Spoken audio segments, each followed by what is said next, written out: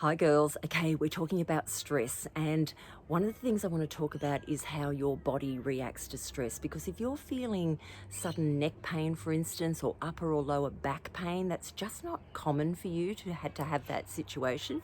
Too often it can come because of stress. Now, one of the things that we can do with stress is we can have, like, say we're having a fall, and one of the things we do is we slip. And so what happens when we slip is we don't let our body go when we slip. We tense it up in order to prevent us falling, because we already know the brain's there to protect us, to know what that end result's going to be, and it's not going to be pretty. So what we do is we tense ourselves up, and of course that puts the body under instant stress.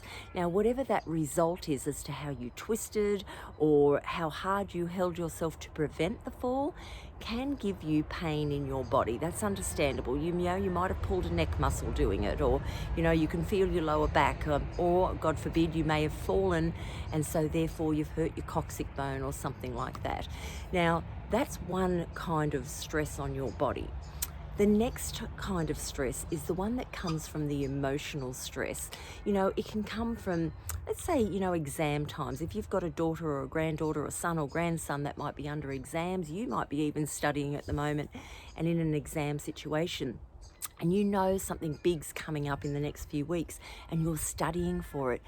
That there is emotional stress. It's mental stress. You're constantly thinking and reading and learning, and so that puts the body under stress. But it also puts the neck under stress. Even me talking about it, I protrude forward. I'm holding my shoulders tight because of that mental, emotional situation that you're in.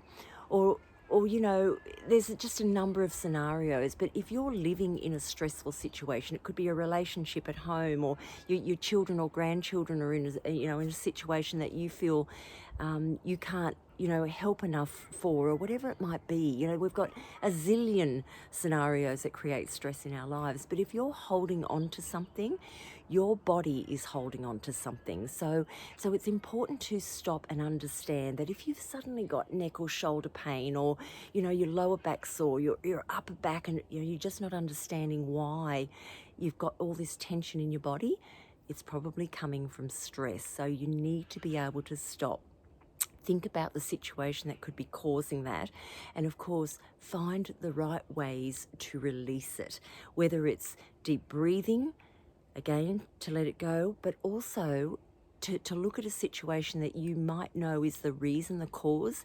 If it's out of your control, as hard as it might be, you have to let it go. You have to give ownership back to whomever owns the stressful situation.